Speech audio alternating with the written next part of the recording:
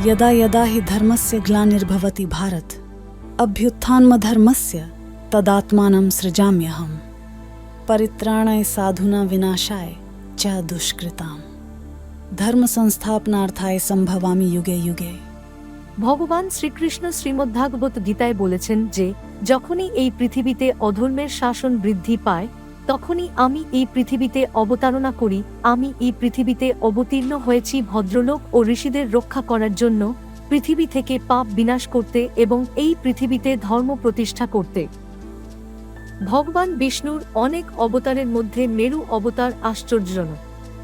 কিংবদন্তি অনুসারে একসময় দেবতারা তাদের ক্ষমতা নিয়ে খুব গর্বিত ছিলেন। একবার মহর্ষি দুর্বাসা ইন্দ্রকে পারিজাত ফুলের মালা দিয়েছিলেন। অহংকারবশত ইন্দ্র হাতি আরাবতের মাথায় মালা পরিয়ে দেন। এটা দেখে ঋষি ইন্দ্রের উপর ক্রুদ্ধ হয়ে দেবতাদের অঙ্গহীন হওয়ার অভিশাপ দেন এবং তাদের সুখ সমৃদ্ধি বিনষ্ট হয়। অভিশাপের প্রভাবে লক্ষ্মী সমুদ্রে অদৃশ্য হয়ে গেলেন। এতে সুরসুর জগতের সমস্ত জাঁকজমক বিনষ্ট হয়। এই ঘটনায় ব্যথিত হয়ে ইন্দ্র ভগবান বিষ্ণুর শরণাপন্ন হন।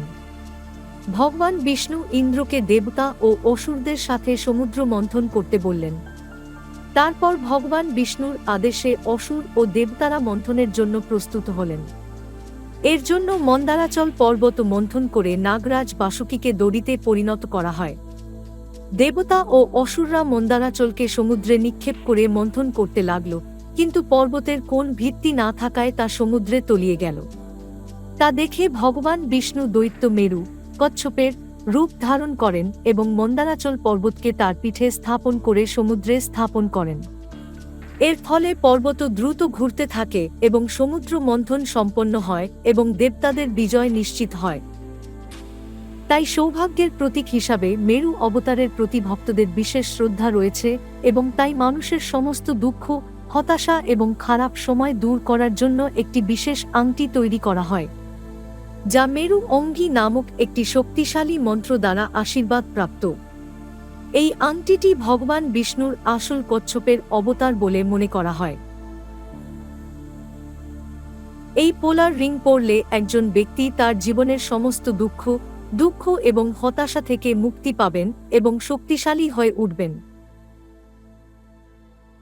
বন্ধুরা, আপনারাও নিশ্চয়ই এটাই ভাবেন যে একদিন আপনাদের ভাগ্যের দরজা নিশ্চয়ই খুলবে। মানে আপনারা এটা অপেক্ষা করে বসে আছেন যে একদিন আপনাদের ঘুমন্ত ভাগ্য নিশ্চয়ই জেগে উঠবে।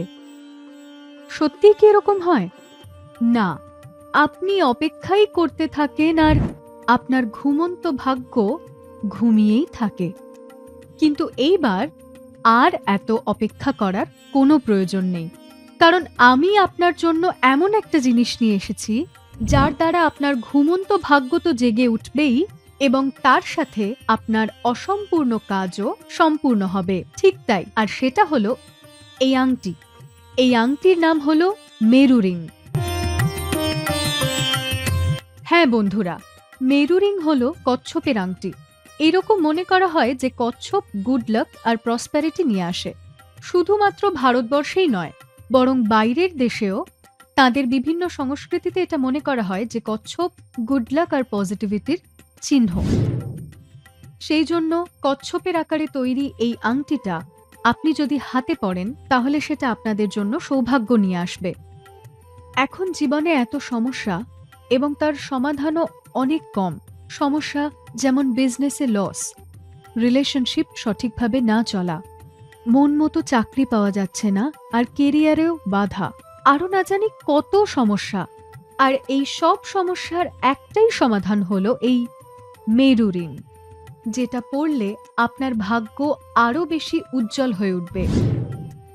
মনে করা হয় যে ভগবান বিষ্ণুর কূর্ম অবতারের শুদ্ধ স্বরূপেই মেরু রিং, যেটা ধারণ করলেই আপনি ভগবান বিষ্ণুর সঙ্গ আর আশীর্বাদ পেয়ে যাবেন।